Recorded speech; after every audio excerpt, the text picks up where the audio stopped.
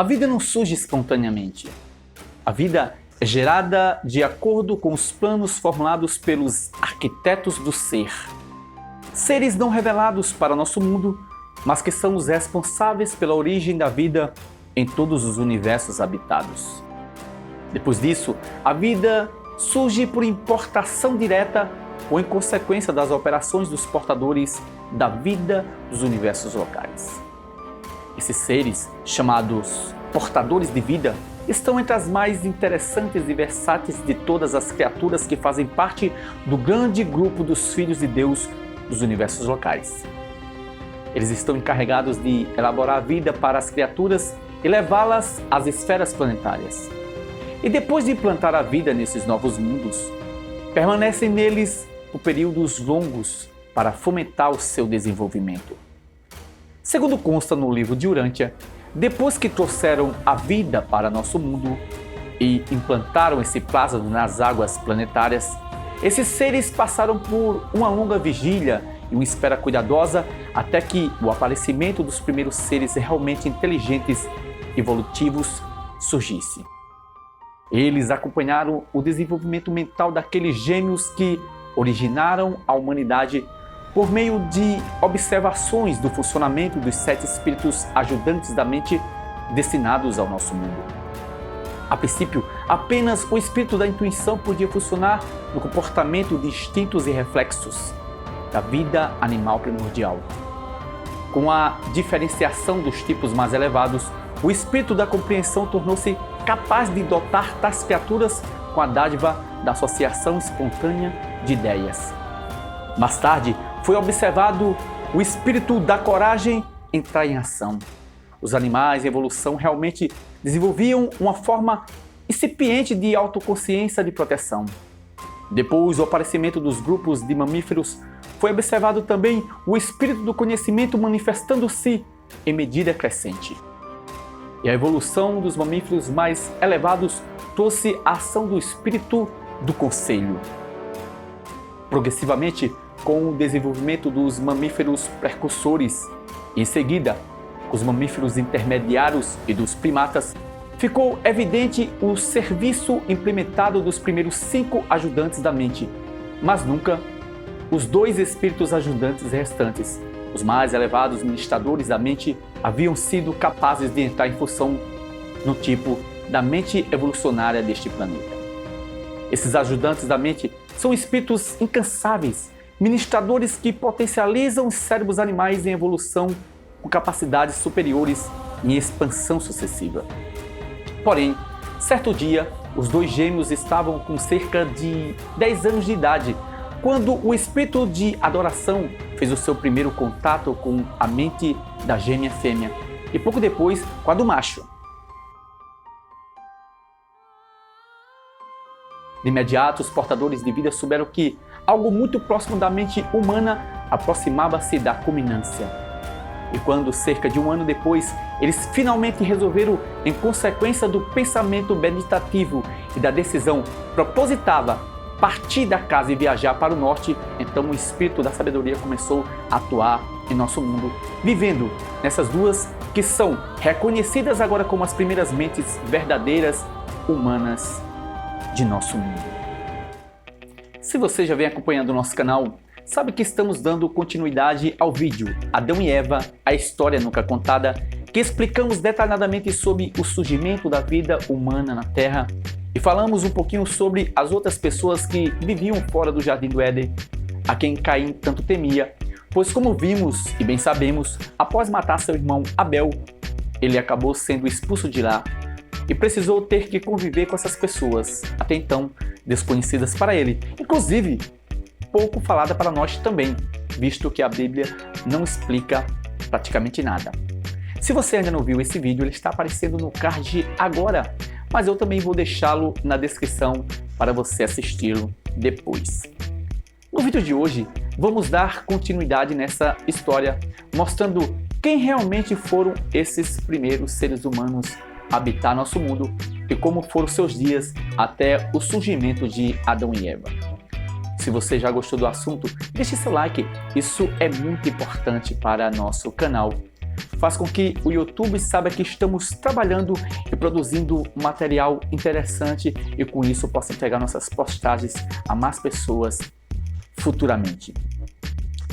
Ando observando muito as estatísticas do nosso canal e percebi que mais de 80% das pessoas que têm assistido os meus vídeos não são inscritos ainda. E essa taxa é muito alta. Se esse povo todo que vê meus vídeos já tivesse se inscrito por aqui, com certeza eu já teria feito meus primeiros 1000 inscritos há muito tempo. Mas como a esmagadora maioria das pessoas que passam por aqui não se inscreve, eu não consigo passar nem dos 150 inscritos. E isso é muito desanimador, porque fazer um vídeo como esse dá muito trabalho e a única coisa que eu peço em troca é que vocês possam curtir e se inscrever no canal. Se você ainda não me segue nas demais redes sociais, é só procurar Yurick Ciganinho. O endereço certinho delas está aparecendo agora na tela para você. Aqui postagens diárias, assuntos relacionados ao canal. Inclusive, você pode mandar mensagem direta sem problemas. Eu vou responder, interajo com todo mundo numa boa. Beleza? Eu me chamo Yurick Ciganinho e você é muito bem-vindo ao canal Filosofia.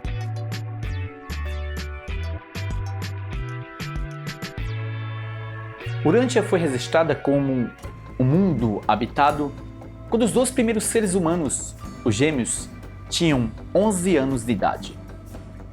Nessa ocasião de reconhecimento planetário formal, a mensagem do arcanjo de Salvitum terminava com essas palavras: a mente humana apareceu no mundo de número 606 de Satania. E esses pais da nova geração serão chamados de Andum e Fonta. E todos os arcanjos oram para que essas criaturas possam rapidamente ser dotadas com a dádiva do Espírito do Pai Universal, residindo nas suas pessoas. Andum é o nome que em Nébadon significa a primeira criatura, semelhante ao Pai, a demonstrar ter sede humana de perfeição. Fonta significa a primeira criatura semelhante ao Filho, a demonstrar ter fome humana de perfeição. Andum e Fonta não conheciam esses nomes até que lhes foram conferidos na eternidade. Quando da permanência mortal deles em Urântia, chamavam um ao outro de Sontaan e de Sontaen. Sontaan significando amado pela mãe e Sontaen significando amado pelo pai. Eles deram esses nomes a si próprios e os seus significados exprimem afeição e consideração mútua. Sob muitos aspectos, Andum e Fonta foram o casal mais notável de seres humanos que jamais viveu na face da Terra. Esse par maravilhoso, os verdadeiros pais de toda a humanidade, sob todos os pontos de vista, foi superior a muitos dos seus descendentes imediatos, e ambos foram radicalmente diferentes de todos os seus ascendentes, tanto imediatos quanto remotos. Os pais desse primeiro casal humano eram aparentemente pouco diferentes da média da sua tribo, embora estivesse entre os membros mais inteligentes daquele grupo que primeiro aprendeu a tirar pedras e usar a cava para lutar. Eles também faziam uso de lascas pontiagudas de pedras, sílex e ossos. Enquanto ainda viviam com seus pais, Andum havia amarrado uma lasca aguda de pedra na extremidade da clava, usando tendões animais com essa finalidade. E em muitas oportunidades fez uso dessa arma para salvar tanto a sua vida quanto a da sua igualmente aventureira e curiosa irmã, que infalivelmente o acompanhava em todas as suas caminhadas para explorações. A decisão de Andum e Fonta de deixar a tribo de primatas implica uma qualidade de mente muito acima da inteligência grosseira que caracterizou tantos descendentes seus que se rebaixaram cruzando com seus primos atrasados das tribos simianas. Mas o vago sentimento que eles possuíam de serem algo mais do que meros animais era devido à ortoga da personalidade e da amplificação desta pela presença dos ajustadores de pensamento que passaram a residir nas suas mentes. Após decidirem fugir em direção ao norte, Andum e Fonta sucumbiram ao próprio medo durante um certo tempo, especialmente ao medo de desagradar ao pai e à família mais imediata. Eles imaginaram ser atacados por parentes hostis e assim reconheceram a possibilidade de encontrar a morte nas mãos dos seus já ciumentos companheiros de Tebo. Quando jovens, os gêmeos tinham passado a maior parte do seu tempo em companhia um do outro e, por essa razão, nunca haviam sido muito populares entre os seus primos animais das tribos de primatas. E ainda pioraram a sua posição na tribo ao construir uma morada isolada e muito superior em outra árvore. E foi nesse novo lar, no meio do alto das árvores, em uma noite em que foram despertados por uma violenta tempestade, ao se abraçarem ternamente por causa do medo, que decidiram final e completamente fugir do habitat tribal daquele lá no topo das árvores. Eles haviam preparado já um refúgio tosco na copa de uma árvore a meio-dia de viagem para o norte. Esse foi o esconderijo secreto e seguro deles para o primeiro dia longe do lar na floresta. Não obstante os gêmeos compartilharem o medo mortal comum aos primatas de estarem no chão no meio da noite, eles aventuraram-se a partir pouco antes do anoitecer, tomando a sua trilha para o norte.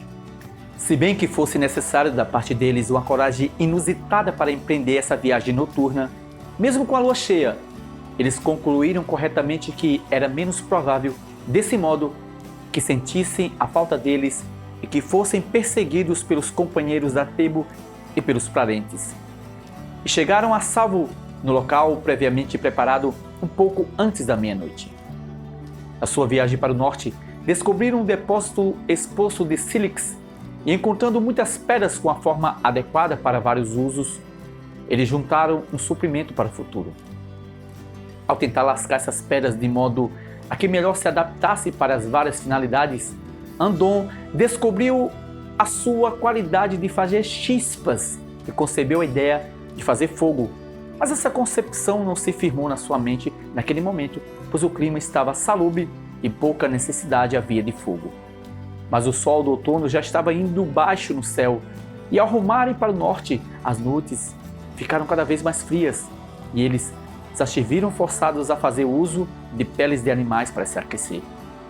Antes que se completasse uma lua desde que estavam ausentes de casa, Andon deu a entender à sua companheira que ela podia fazer fogo com as pedras duras. Eles tentaram por 2 meses utilizar a faísca da pedra para acender um fogo, mas nada conseguiram. Cada dia o casal bateria as pedras e tentaria fazer a ignição da madeira. Finalmente, numa certa tarde, à hora do pôr do sol, o segredo da técnica foi descoberto quando ocorreu a afronta subir em uma árvore próxima para apanhar um ninho abandonado de um pássaro. O ninho estava seco e era altamente inflamável e, consequentemente, produziu uma chama abundante quando a chispa lhe caiu em cima.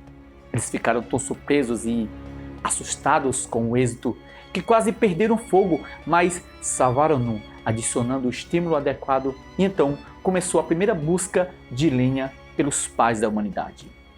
Esse foi um dos momentos mais jubilosos de suas curtas, mas aventurosas vidas.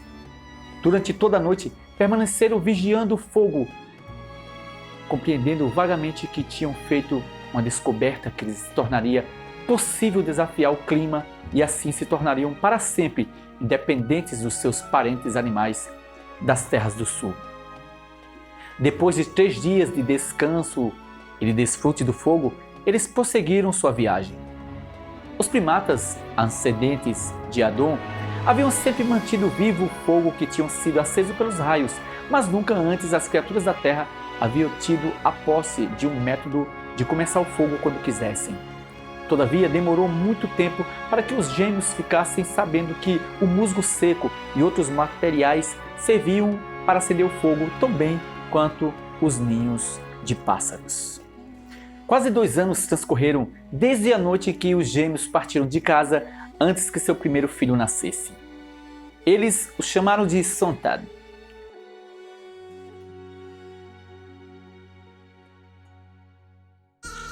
E Sontad foi a primeira criatura que nasceu em Urântia a ser enrolada em uma coberta protetora no momento do seu nascimento.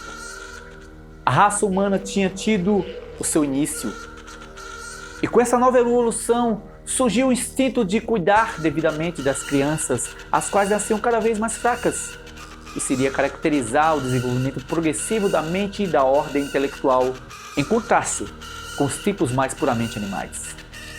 Andon e Fonta tiveram 19 filhos ao todo e viveram para desfrutar do convívio com quase meia centena de netos e meia dúzia de bisnetos. A família domiciliava-se em 4 abrigos contíguos na rocha ou grutas, 3 das quais eram interligadas por passagens que tinham sido escavadas no calcário macio com instrumentos de pedra criados pelos filhos de Andon. Esses primeiros andonitas evidenciaram um espírito marcante de grupo, caçavam em grupo e nunca se distanciavam muito do local da própria casa. Pareciam compreender que era um grupo isolado e singular de seres vivos e que, por isso, deviam evitar separar-se. Esse sentimento de parentesco íntimo, sem dúvida, era devido à ministração material intensificada dos espíritos ajudantes. Andon e Fonta trabalharam incansavelmente para nutrir e elevar o seu clã. Viveram até a idade de 42 anos, quando ambos foram mortos durante um abalo de terra pela queda de uma rocha pendente. 5 dos seus filhos e 11 netos pereceram com eles, e quase 20 dos seus descendentes sofreram ferimentos sérios. Com a morte dos seus pais, Sontan, a despeito de estar com o pé seriamente ferido, assumiu imediatamente a liderança do clã e foi habilmente ajudado pela sua mulher, a sua irmã mais velha. A primeira tarefa dele foi rolar as pedras para enterrar definitivamente os seus pais, irmãos, irmãs e filhos mortos. O significado indevido não deveria estar ligado a esse ato do enterrar. Suas ideias de sobrevivência depois da morte eram muito vagas e indefinidas, derivando-se essencialmente da vida dos sonhos fantásticos e variados que tinham. Essa família de Andon e Fonta manteve-se unida até a 20ª geração, quando um misto de competição pelos alimentos de atrito social trouxe o começo da dispersão. Os homens primitivos, os andonitas, tinham olhos negros e uma tez bronzeada, algo como o cruzamento de amarelo com vermelho. A melanina é uma substância que dá cor e que é encontrada nas peles de todos os seres humanos. É o pigmento original da pele andônica. Pela aparência geral e pela cor da pele, esses andonitas primitivos pareciam-se mais com os esquimós atuais do que com qualquer outro tipo de raça humana existente. Eles foram as primeiras criaturas a usarem peles de animais como proteção contra o frio. Tinham um pouco mais de pelos nos seus corpos do que os humanos dos dias atuais. A vida tribal dos ancestrais animais desses homens primitivos deixa antever o começo de numerosas conversões sociais, e com as emoções em expansão e os poderes cerebrais desses seres aumentados, houve um desenvolvimento imediato da organização social e uma nova divisão do trabalho no clã. Eles eram excessivamente imitativos, mas o instinto de jogar estava apenas ligeiramente desenvolvido e o senso de humor estava ainda quase inteiramente ausente. O homem primitivo sorria ocasionalmente, mas nunca se permitia o riso sincero. O humor foi um legado da raça adâmica posterior. Esses primeiros seres humanos não eram tão sensíveis à dor nem tão reativos a situações desagradáveis como foram muitos dos mortais evolutivos que surgiram mais recentemente. O parto dos filhos não era uma prova tão dolorosa nem tão angustiante para a Fonta ou para a sua progenie imediata. Eles formavam uma tribo maravilhosa. Os homens lutariam heroicamente pela segurança das suas companheiras e da sua progenie. As mulheres eram afetuosamente devotadas a seus filhos. Mas o seu patriotismo era inteiramente limitado ao clã imediato. Eles eram muito leais às suas famílias. Morreriam sem questionar em defesa dos seus filhos, mas não eram capazes de captar a ideia de tentar fazer do mundo um lugar melhor para os seus netos. O altruísmo ainda não havia nascido no coração humano, se bem que todas as emoções essenciais ao surgimento da religião estivessem já presentes nesses aborígenes de Urântia. Esses primeiros homens possuíam uma afeição tocante pelos seus companheiros e certamente tinham uma ideia real, se bem que tosca, da amizade. Era uma coisa comum. Um pouco mais tarde, durante as suas batalhas constantes e repetidas com as tribos inferiores, ver um desses homens primitivos lutando valentemente com uma das mãos, enquanto com a outra tentava proteger e salvar um guerreiro companheiro ferido. Muitos dos traços mais nobres e altamente humanos, típicos do desenvolvimento evolucionário subsequente, estavam já esboçados de modo tocante nesses povos primitivos.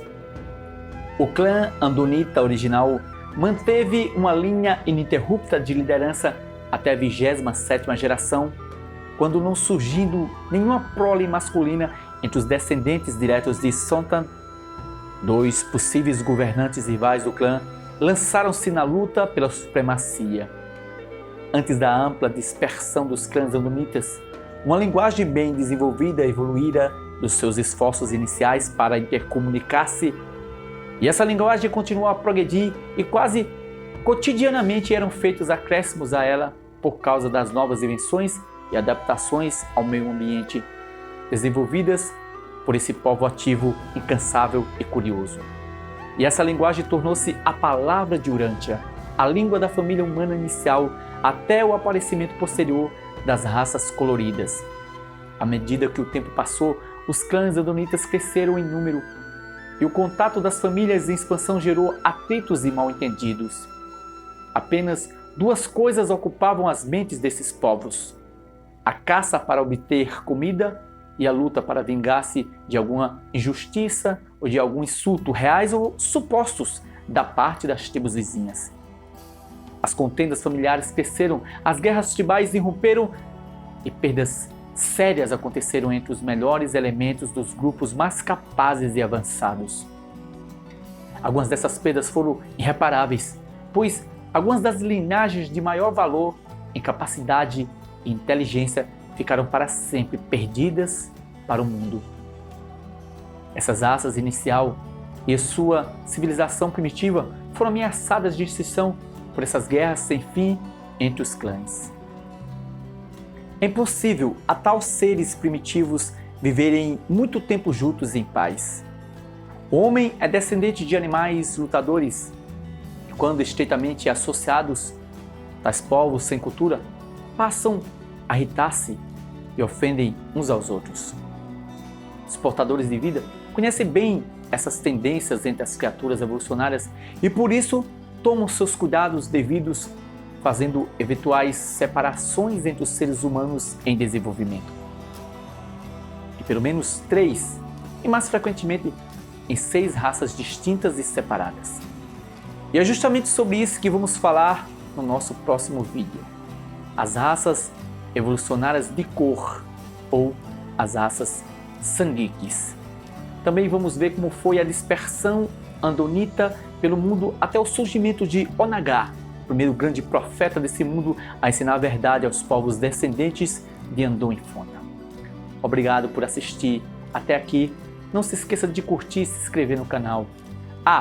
E ative o sininho de notificações, que é para você não perder nosso próximo vídeo sobre esse assunto que eu tenho certeza que você também vai adorar. Fico com Deus e até lá!